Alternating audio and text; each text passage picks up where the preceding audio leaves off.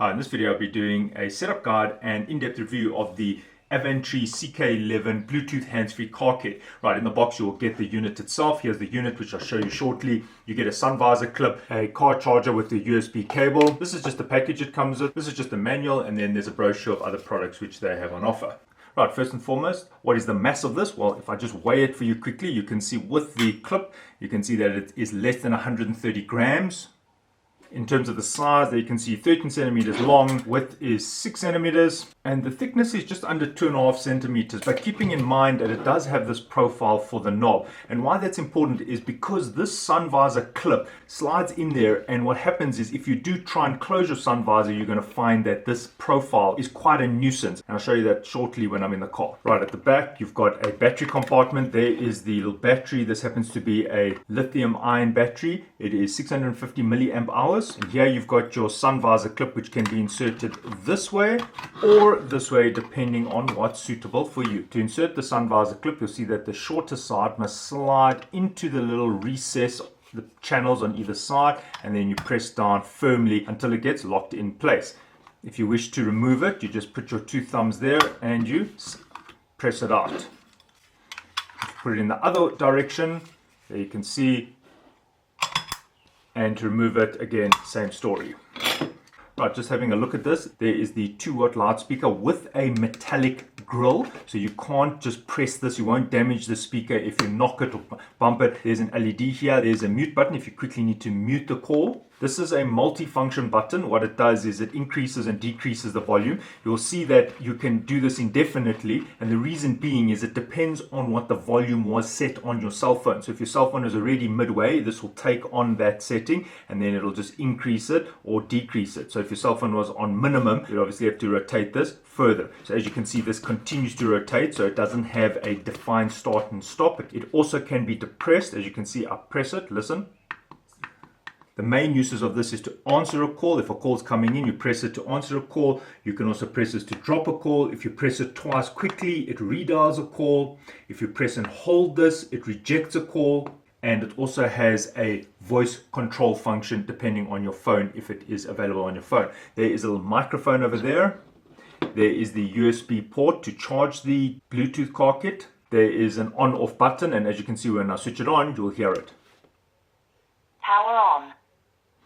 And there you can see it's flashing blue. It is now looking for a device to pair with. Right, just want to show you this little LED here. It's got different meanings. For example, it can be blue or red. When you power it off, it goes red for 1 second. If the voltage is low, it then goes red and it flashes every 5 seconds. If it's busy charging, it will be red and will stay on. So when you plug your charger, so if your USB cable was plugged in and on, that would go red and it would stay red while it was charging. If the unit is completely charged, the red LED will turn off. It flashes blue every 5 seconds, telling you it is connected to your Bluetooth phone. And if it flashes blue twice every 5 seconds, it's telling you it is disconnected and needs to still be paired to a Bluetooth phone. Right, I'm going to quickly show you the car charger. It is a DC 5-volt output. It can be connected from 12 to 24 volts, and there you can see it just comes with a basic USB cable, and when it is plugged in, there is an LED there to tell you that the car charger is getting power from your cigarette lighter. Right, so it plugs in there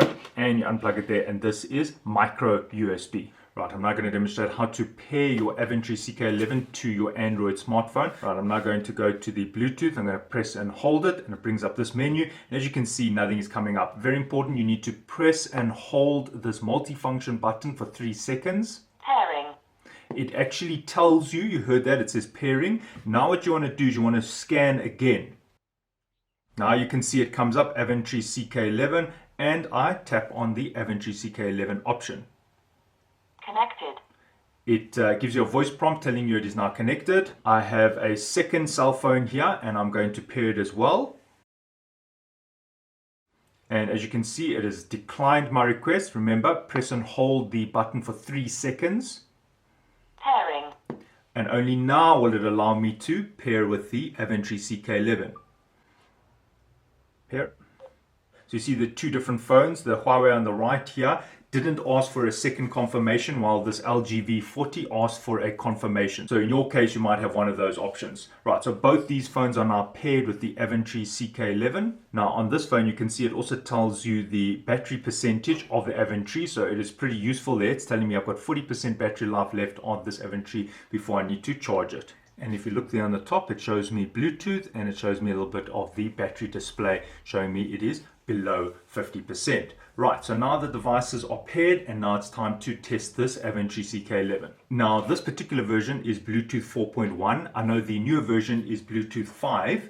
Right, so the most important question is, how does it sound? Well, I'm going to do 3 tests for you. The first one is voice quality in a call. So I'm going to do a call and I'm going to show you the voice quality. The next thing is, how loud is it? Sound pressure level measurement. So here is an SPL meter, which should be about a meter away from the device. But because this is quite close to one's face, I'm going to put it about the distance it would be in the car from one's ear. Then the last test is, which is for me the most fun, is I actually used this as a Bluetooth speaker when my radio in my car was faulty, and I found that it was quite useful. Actually, not quite useful, very useful as a Bluetooth speaker for just listening to music in your car. All right, so I'm going to do these 3 tests. The first one is just voice. So I'm going to call and show you a voice test. Right, so I'm going to put it on the maximum.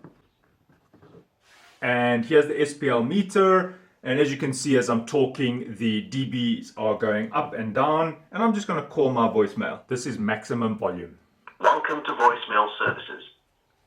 You have 1 new message. And you have 1 saved message. Remember, to finish listening to the ongoing message and to go to the next one, press hash. Good morning, sir. Can you please call me when you have time? Little Miss Muffet sat on a tuffet, eating her curds and whey. Little Miss Muffet sat on a tuffet, eating her curds and whey. Right, so what you'll notice is maybe you heard a little bit of distortion there. That I wouldn't worry too much about. The reason why it distorted is because you can extend this volume pretty high. Now, the reason why that's useful is sometimes somebody talks very softly. At least you've got the gain, the range to increase the volume. You don't always have to have it at maximum volume. Obviously, if it's distorting, reduce the volume. Now, I can assure you it is pretty loud. You saw there over 80 decibels. So unless you're hard of hearing or you've got a hearing impediment, then maybe you'd need to do more detailed tests. But for most people, this would work fine. Even people with mild hearing loss would be able to hear this Bluetooth speaker. Now what I'm going to do is I'm going to use the CK11 as just a music Bluetooth speaker. So I've got some heavy metal here, and I'm just going to play you a little bit of the music.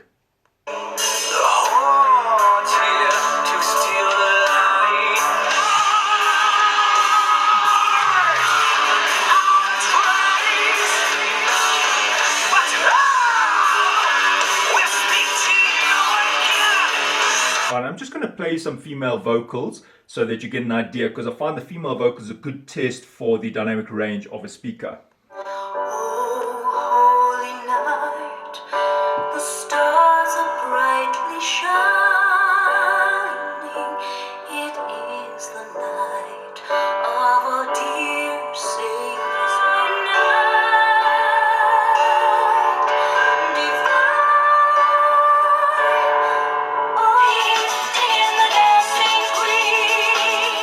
Right, now I just want to show you, I have 2 phones paired. I've got this phone paired, it's currently playing right now, and I'm going to make a call on the second phone and show you how it deals with a call while it's paired to another phone and playing music. For example, there I've now made the call. As you can see, I'm making the call, and it immediately interrupted the music play. Welcome to voicemail services. And went to the call, No which it new should messages. do, which is correct. You have Right, as you can see, I can control the volume on my phone via this knob. saved voice messages. Now, if I want to cancel the call, I just press this once and it cancels the call. If someone is phoning me and I wish to ignore the call, I can press and hold down this multifunction knob. If I wish to accept the call, I just press the knob once when the phone is ringing.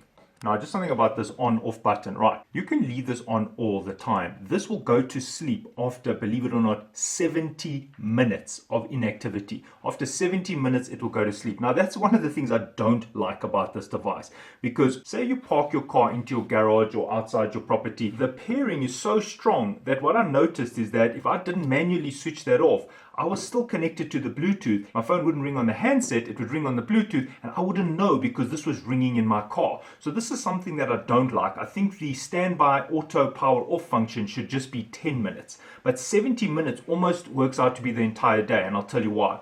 Because my office is quite close to where I park my car, even when I'm at work, which is more than 30 meters away. And believe it or not, the pairing still stays active. So every time I get a text message, it keeps the Avantree CK11 awake, even though it's been 45 minutes and then another 45 minutes, because every time some notification on my phone activates it, it restarts that 70-minute timer, meaning that the phone is connected the whole day and I literally have to switch off the Bluetooth. So while that is a benefit that the Bluetooth link is so strong, it's also a bit of a pet peeve because I have to always remember to switch off the device, and then when I get in the car I have to switch it back on. It does have another very cool feature, and what the feature is, imagine it was left on and it went to sleep. So basically it was off now even though it was on. So you've left it overnight and the device is off. If you bump the device, it wakes up. So it has a sensor inside which is sensitive to motion. So if you move the device or you open your car door or just sitting in your seat moves the car a little bit, you'll find that this wakes up, which is such a great feature because then it automatically pairs to your phone, and then when you leave your car,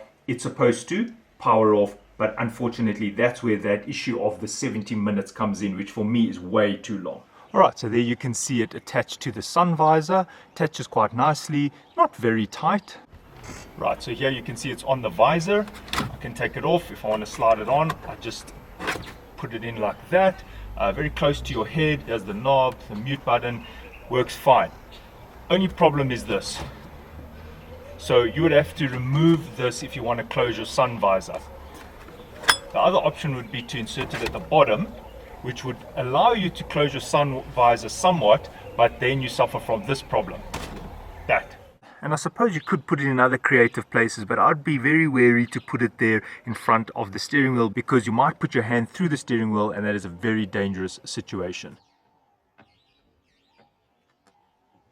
Alright, so what do I think of this device? Well, I've had this for more than a year. I've been meaning to make this video for over a year, and one of the reasons why I haven't made it is because this is in my car and I keep using it, and this is a car that does not have an inbuilt hands-free kit. So if you're in that position where your car doesn't have an inbuilt hands-free kit, this works like a charm. Now, in terms of battery life, yes, they claim 22 hours. Well, I could say that I'm not quite getting 22 hours. I'm getting between 10 and 15 hours, but remember that I also do use this as a music player. The next thing is this charger. Don't expect to charge your smartphone with this basic charger. It only gives 0.5 amps. Nothing stopping you from using your other more premium fast charger because it is just USB, so it is easy to connect to your CK11. And this cable is 1 meter, which means that even if this is on your sun visor, you can still charge it because the cable is most probably long enough to reach your cigarette lighter socket. The thing I like about this the most is the call quality is clear, the link is stable. The thing I don't like about this is the standby time and that my phone is constantly connected to this device. Even when I'm in my house, even when I walk into my lounge,